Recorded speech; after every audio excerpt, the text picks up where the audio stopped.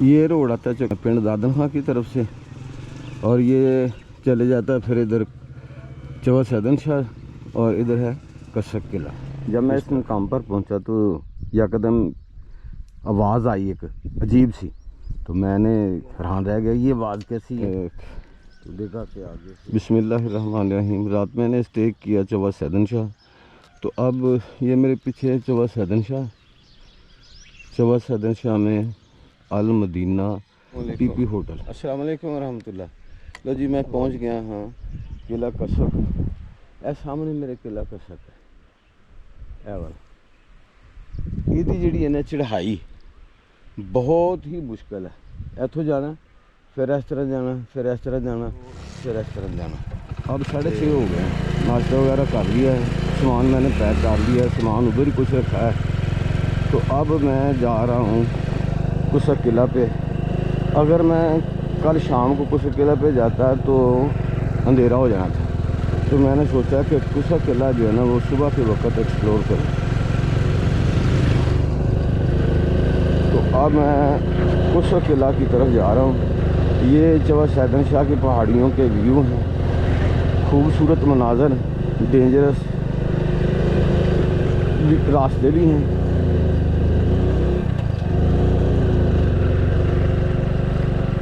لیکن ہے خوبصورت، اللہ کی قدرت ہے۔ کل میں جب اس راستے سے تھوڑا سے چوا سیدن شاہ کی طرف آ رہا تھا، اس طرف کافی سارے موڑ تھے، اور یہ تو بالکل ایزی موڑ ہیں، وہ کافی ڈینجرس موڑ تھے۔ تو ایک بھائی کو دیکھا، وہ اپنی خاتون کے ساتھ ماشاءاللہ جو صحت مند تھی، بائک وہ 70 اس کی چل نہیں رہی تھی صحیح طرح۔ تو میں نے کہا شاید پتہ نہیں پٹرول ختم ہو گیا، تو میں نے کہا یار پٹرول ختم ہو گیا تو بتا دو۔ کہہ رہے ہیں کہ پٹرول تو ہے، چڑھائی بھی ہے، اشارہ بھی کیا ہے پیچھے بھی دھیان کر لو۔ میں ٹھیک ہے، اس میں تیرا بھی قصور کوئی نہیں ہے، بائک کا قصور کوئی نہیں ہے، اللہ کی مرضی، تیرے نصیب ہی ایسی۔ بہرحال اب میں جا رہا ہوں کسک قلعہ پہ۔ کسک قلعہ انشاءاللہ العزیز آپ کو دکھاتا ہوں۔ یہ اور اس کی ہسٹری بھی بتا دیتا ہوں آپ کو انشاءاللہ العزیز، کتنا خوبصورت ویو ہے جی۔ تو میں کسک قلعہ کے بعد واپس آؤں گا چوا سیدن شاہ، جہاں چوا سیدن شاہ شیرازی جو بزرگ ہیں ان کا مزار بھی آپ کو دکھاؤں گا، اور پھر چشمہ بھی دکھاؤں گا۔ اس کے بعد میں جاؤں گا دلمیال انشاءاللہ العزیز، پھر اپنے نئے سفر کا آغاز کروں گا۔ کوشش کروں گا کہ میں رات جو ہے نا وہ چکوال ٹھہروں، چکوال اسٹے کروں، یہ ساری چیزیں دیکھ کے۔ یہ ہے جی بورڈ لگا کسک قلعے کا، تو ادھر ہے کسک قلعہ۔ یہ روڈ آتا ہے پنڈ دادن خان کی طرف سے اور یہ چلے جاتا ہے پھر ادھر چوا سیدن شاہ اور ادھر ہے کسک قلعہ۔ قلعہ کسک جو کہ چوا سیدن شاہ سے 10 کلومیٹر کے فاصلے پر واقع ہے۔ سالٹ رینج قدیم کھنڈرات، قبل از تاریخ مقامات اور اہم تاریخی اعتبار سے بہت بڑا ہوا ہے۔ ان میں سے ایک قلعہ کوساک بھی ہے، جس کی تاریخ تو بہت طویل ہے اور ہمیشہ سے جنگجو قبیلے کا گڑھ رہا ہے۔ اصل میں سالٹ رینج ترکی، ایران اور افغانستان کے بادشاہوں پر حملہ آور ہونے کے لیے مثالی گزرگاہ کا کردار ادا کرتا رہا ہے۔ اسی وجہ سے ساک پر بار بار حملے کیے گئے اور اس خطہ کے حکمران اپنے مادر وطن کو بچانے کے لیے بھرپور کوشش کرتے رہے۔ مورخین کے مطابق کسک ریاست کو اس وقت شدید نقصان پہنچا جب ہندوستان کے پہلے خلجی بادشاہ جلال الدین فیروز شاہ خلجی کے 1290 میں خلجی نے 1290 میں اس پر حملہ کیا۔ وقت گزرنے کے ساتھ ساتھ اس علاقے پر دوبارہ اپنا تسلط قائم کر دیا۔ پھر 1398 میں امیر تیمور نے ریاست کسک کو برباد کرنے کی کوشش کی، لیکن ریاست کسک کے اس وقت کے حکمران جنگجو سرداروں نے امیر تیمور کے ساتھ वफादारी के बदले अपने ताल्लुकात दुरुस्त कर लिए। अमीर तैमूर ने शर्त रखी कि वह इन्हें दिल्ली फतह करने के लिए मदद फराहम करे, जो मान ली गई। तारीख ने एक नया जन्म लिया। 1810 जंजुआ राजपूतों के लिए बदतरीन साबित हुआ जब पंजाब सिख सल्तनत के बानी महाराजा रंजीत सिंह ने किला का मुहासरा कर लिया। रियासत कसक के उस वक़्त के हुक्मरान सुल्तान फ़तेह मोहम्मद ख़ान ने रंजीत सिंह का भरपूर मुकाबला किया। 6 माह लड़ाई जारी रही और आखिरकार रंजीत सिंह को कैद कर लिया गया। रहाई के बदले रंजीत सिंह को सुल्तान मोहम्मद के साथ जंग बंदी का मुआहदा करना पड़ा। ये जी मनाला गांव, गवर्नमेंट एलिमेंट्री स्कूल मनाला। फिर इसके बाद आता है वतली गांव। तो वतली गांव से फिर आगे क्रॉस करके फिर कसक किला जाया जाता है। 6 माह के मुहासरे ने कसक के बशिंदों की भी कमर तोड़ दी, क्योंकि इनके पास खाने पीने की अशिया की कमी हो गई थी। इस वक्त के बाद सुल्तान हरनपुर मुंतकिल हो गया। हरनपुर वो भी एक तारीखी गांव है। वक़्त कम होने की वजह से मैं उसको स्किप करूँगा। 40 साल वहाँ गुजारने के बाद 1830 में हरनपुर में ही सुल्तान का इंतकाल हो गया। फिर 1850 में सुल्तान का ख़ानदान अपने मादरे वतन वापस लौटा, जहाँ पर उन्होंने सुल्तान लहरपुर गांव की बुनियाद रखी, जो कसक गांव के साथ ही वाक़ है। फिर खोई हुई रियासत कसक सुल्तान फ़तेह मोहम्मद ख़ान के बहन भाइयों के पास आ गई। किला के 70 कमरे, 2 मेन दरवाजे और गोदाम के सार बिल्कुल ख़त्म हो चुके हैं। हिंदुओं का बनाया गया मंदिर बाकी है, वो भी टूट फूट का शिकार है। किला का पूरा इलाका घनी घास और झाड़ियों से ढका हुआ है। जब मैं इस मुकाम पर पहुंचा तो यकदम आवाज़ आई एक अजीब सी, तो मैंने हैरान रह गया, ये आवाज़ कैसी है। तो देखा कि आगे से ना जो जंगली सूअर गुजर रहे हैं, तकरीबन होंगे 8-10 के करीब। बच्चे थे, 2-3 बड़े थे, कुछ उनके बच्चे थे। तो इस इलाके में मेरा ख्याल है हर किस्म का जानवर ही पाया जा सकता है। होता हुआ मैं पूछा नहीं है, क्योंकि जंगल भी है इधर सारा, इधर भी जंगल है, पहाड़ियों में छुप जाते हैं। कोई बईद नहीं है कि किस किस्म के जानवर हों। इस तरफ गए हैं वैसे तो।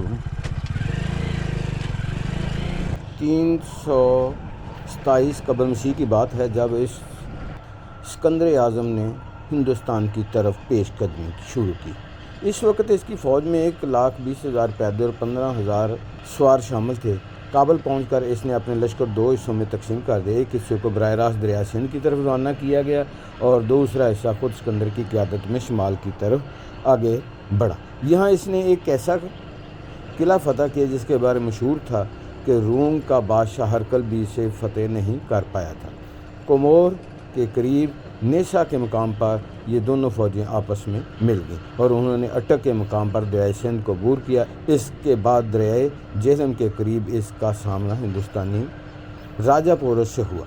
सिकंदर को मालूम था कि वो पोरस का मुकाबला इस तरह नहीं कर सकता, जिसकी वजह से इसने दारा का मुकाबला किया था, यानी वो सामने से हमला नहीं कर सकता था। राजा पोरस की बहादुरी के किस्से इसने सुन रखे थे। तब इसने एक जंगी चाल चली। इसने एक जर्नैल की क़यादत में अपनी फ़ौज का कुछ हिस्सा पोरस के सामने कर दिया और बाकी फ़ौज लेकर एक और मुकाम की तरफ चल पड़ा। इससे पोरस यही ख्याल करता था कि मकदूनी फ़ौज के वही मुट्ठी भर सिपाही हैं जो इसके सामने हैं, लेकिन इसकी बेखबरी का फ़ायदा उठाकर सिकंदर एक तरफ से हमला कर देता है। लड़ाई शुरू हो गई। पोरस को सिकंदर की मौजूदगी का इस वक्त इल्म ना हुआ जब तक वो दरिया पार नहीं कर चुका था। तब इसने फ़ौरन अपने बेटे की कमान में एक दस्ता सिकंदर की तरफ रवाना किया, लेकिन सिकंदर तो बड़े बड़े सिपा सलारों और जनरलों से 2-2 हाथ कर चुका था। ये नौजवान इसका क्या बिगाड़ सकता था। इस लड़ाई का नतीजा ये हुआ कि पोरस का बेटा मारा गया और अब सिकंदर के सामने मैदान बिल्कुल साफ़ हो गया।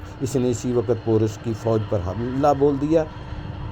ईरानियों के बरक्स पोरस बहुत बहादुरी से लड़ा। इसके बरक्स इसके लश्कर में 180 हाथी भी शामिल थे। इन्हीं से مقدونی فوج کو زیادہ خطرہ تھا کیونکہ ہاتھیوں کو دیکھ کر گھوڑے ہیبت زدہ ہو جاتے۔ السلام علیکم ورحمۃ اللہ۔ لو جی میں پہنچ گیا ہاں قلعہ کسک۔ اے سامنے میرے قلعہ کسک ہے، اے والا یہ جڑی ہے نا چڑھائی بہت ہی مشکل ہے۔ اتوں جانا پھر اس طرح جانا، پھر اس طرح جانا، پھر اس طرح جانا۔ کھڑے ہو کے دیکھیے تے اے قلعہ کسک ہے میری بیک سائڈ تے ادھرلی سائڈ تے اے ہے گا کسک گاؤں، اے والا جڑا نیچے اے کسک گاؤں۔ اے کوٹھی نظر آ رہی ہے، اتنے میری بائک کھڑی ہے تے کتنا خوبصورت ویو، خوبصورت ہوا، ٹھنڈی خوشبودار۔ تے میں تے جوگر نہیں پہنے، سینڈل ہی پہنے ہوئے نے، لیکن اس دے باوجود بھی میں تھانوں قلعہ کسک جڑا ہے وہ دکھان دی کوشش کرنا ہے انشاءاللہ العزیز۔ پوری ویڈیو دیکھنے واسطے میرے نال جڑے رہے جے۔ تے ایک ادھرلی سائڈ تے برج ہے جی، ایک ادھرلی سائڈ تے برج ہے، پھر ادھرلی سائڈ تے برج، اسی طرح پھر پرلی سائڈ تے جڑا نا دی اوپر جانے کا راستہ بھی کافی مشکل ہے، تو میں نے رات گزاری چوا سیدن شاہ پہ۔ میں نے سوچا کہ پہلے کسک قلعہ دیکھوں، پھر سوچا کہ اگر کسک قلعہ پہ گیا تو رات کسک قلعہ پہ ہی گزر جائے گی، تو واپسی جو ہے نا چوا سیدن شاہ پہ ممکن ہے کوئی ریسٹورنٹ نہ ملے، جس کی وجہ سے میں نے یہ ارادہ ترک کر دیا۔ تو صبح پھر اب میں کسک قلعہ کی طرف نکلا، تو اب دیکھیں یہ اس کی چڑھائی کافی ہے۔ یہ سب سے اوپر جو آپ کو نظر آ رہا ہے یہ مندر ہے، تو دائیں بائیں کھائی ہے، ایک طرف ڈھلوان ہے، یہ اس طرف سے دیکھیں تو یہ سامنے آپ کو نظر مندر آئے گا۔ اس کی جتنی بھی اینٹیں ہیں جس سے چنائی گئی یہ سرخ پتھر ہے، اینٹیں نہیں بلکہ سرخ پتھر ہے، اور اس طرف سے ایک دروازہ تھا، ایک دروازہ دوسری طرف ہے۔ تو یہ اس کی چڑھائی ٹف تو ہے لیکن ہے مزیدار، لیکن یہاں پر آنا ہر کسی کے پاس کی بات نہیں ہے۔ یہ اس طرف سے دیکھیں تو اس طرف کتنی چوڑی دیواریں ہیں اس کی، اور یہ گاچ چونا بھی اس وقت استعمال کیا گیا تھا۔ تو اور یہ دیکھیں، یہ اس طرف سے دیکھیں تو بہت ہی زیادہ ڈھلوان، اور پھر یہ دیوار کہتے ہیں کہ 270 فٹ اس کی جو بیس تھی وہ اس وقت تھی۔ تو یہ ایک مندر ہے جو کہ خستہ حالی کا ثبوت پیش کر رہا ہے۔ اس کی کنوپی یعنی اس کا ڈوم وہ بھی ٹوٹ پھوٹ کا شکار ہو چکا ہے۔ اس کی دیواریں دیکھیں اب بھی جو ہے نا کھڑی تو ہیں، لیکن اس کے اندر سے یہ اس کا گاچ چونا یا جو کچھ بھی پتھر ہے اپنا سیمنٹ وغیرہ ہے وہ خستہ حالی کا شکار ہو چکا ہے، ختم ہو چکا ہے۔ اس کے ڈوم ایک طرف سے گر گیا، محراب ٹوٹ پھوٹ کا شکار ہے، اور یہ جو ہے نا یہ دیے جلانے کے لیے جگہ تھی۔ اب دیکھیں ہماری یہ حالت کہ ہم نے کبھی ان کی طرف توجہ نہیں کی۔ یہ اس کے ڈوم کا جو ہے نا وہ سینٹر میں گول حصہ وہ بھی ختم ہو گیا، یہ بھی چراغ جلانے کے لیے جگہ ہے۔ اور یہ ساری کی ساری جتنی بھی اس قلعے کی کہہ لیں کہ چنائی ہے یہ ساری اپنا سرخ پتھر سے کی گئی ہے۔ اور اس طرف بھی یہ ہمارے جتنے بھی ماشاءاللہ پاکستانی جہاں بھی جاتے ہیں وہ اپنے کوئی نہ کوئی نشان چھوڑ جاتے ہیں۔ کچھ تاریخ نے برباد کر دیا، کچھ ہم نے ان کو برباد کر دیا، اور یہ اندر سے گاچکنا بھی گر چکا ہے، حالانکہ اس کی عمارت قدر حد تک جو ہے نا وہ کھڑی آپ کو اپنے ماضی کا نقشہ پیش کر رہی ہے۔ اور ایک یہ تالاب ہے، 2 تالاب ہیں اس میں، تو یہ تالاب بھی اپنا پانی کو ذخیرہ کرنے کے لیے بنایا گیا تھا، یا اس وقت جو اس مناظر میں اس قلعے کے اندر جو مندر تھے ان کے پجاریوں کے استعمال کے لیے بھی تھا۔ پھر اس طرف دیکھیں تو یہ اس سے بڑا تالاب ہے جو کہ خشک ہو چکا ہے۔ کنواں تو نیچے تھا آبادی میں، لیکن تالاب اوپر تھا۔